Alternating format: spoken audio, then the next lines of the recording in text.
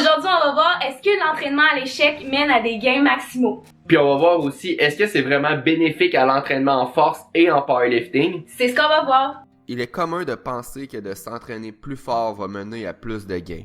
Arnold et Dorian Yates ont été les culturistes les plus dominants de leur époque et ils seront les premiers à admettre que les 2 à 3 dernières répétitions d'une série sont les plus importantes pour maximiser vos gains et faire de vous un champion. Récemment, cette théorie a quelque peu été remise en question par la littérature scientifique. Avant d'aller plus loin, il est bon de définir qu'est-ce que l'entraînement à l'échec. La définition la plus souvent utilisée dans le monde du fitness est que l'entraînement à l'échec consiste à lever une charge jusqu'à ce que vous ne soyez plus capable de lever la charge dans la phase concentrique du mouvement. Maintenant, devriez-vous vous entraîner à l'échec ou vous devriez garder quelques répétitions en réserve? Sachez d'abord qu'il y a plus d'études sur le sujet en ce qui concerne l'hypertrophie que le développement de la force. Comme l'hypertrophie est étroitement liée à la force maximale, commençons par examiner cette dernière qualité. De façon générale, les études montrent que s'entraîner près de l'échec va mener à plus de résultats. Par exemple, Dr. Mike Israetel, expert en recherche sur l'hypertrophie, stipule dans le podcast Revive Stronger que c'est probablement plus une courbe en S. S'entraîner trop loin de l'échec ne va pas donner beaucoup de résultats, mais lorsque vous vous entraînez avec moins de 5 répétitions en réserve, c'est probablement là que la zone des gains magiques se produit.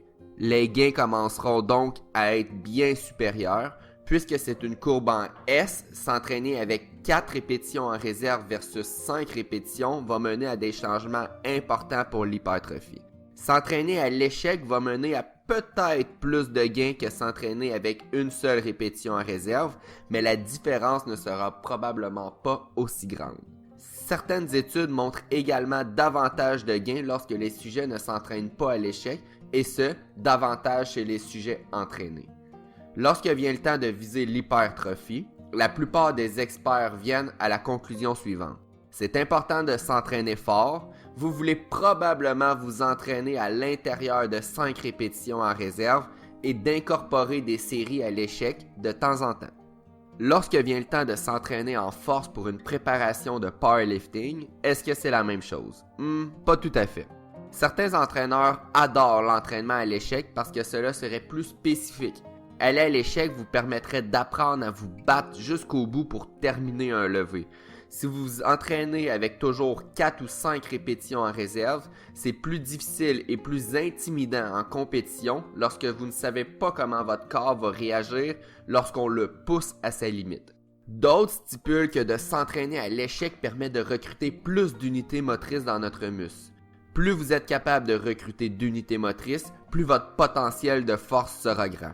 Cependant, une étude en 2012 a démontré qu'entre 3 à 5 répétitions de l'échec, les unités motrices étaient déjà pleinement recrutées.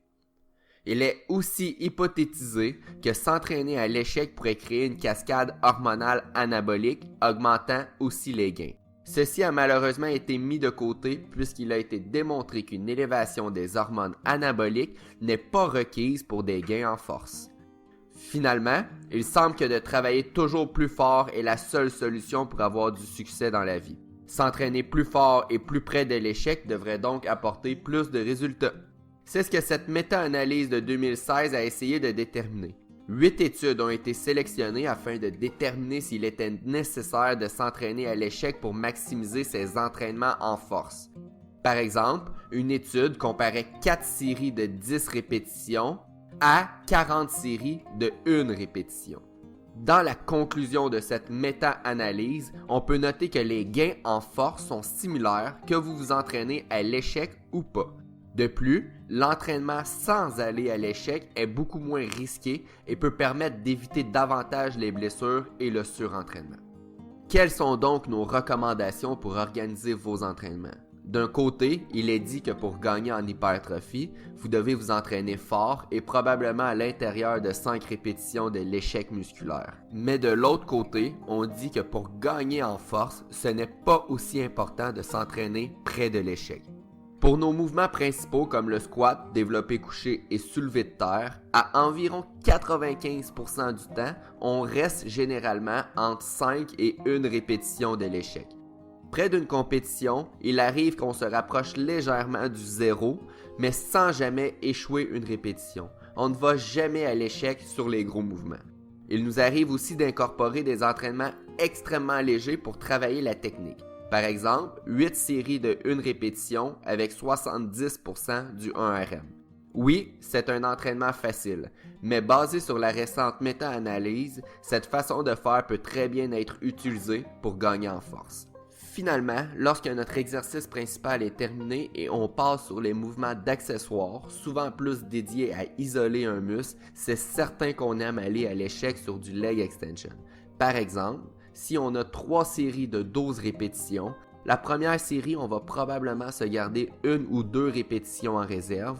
La deuxième série peut-être 1 répétition, mais la dernière série, on va certainement aller à l'échec. On va peut-être même à l'occasion y ajouter un drop set, plusieurs drop sets, un iso hold, un rest pause, des force reps, des demi-répétitions, etc.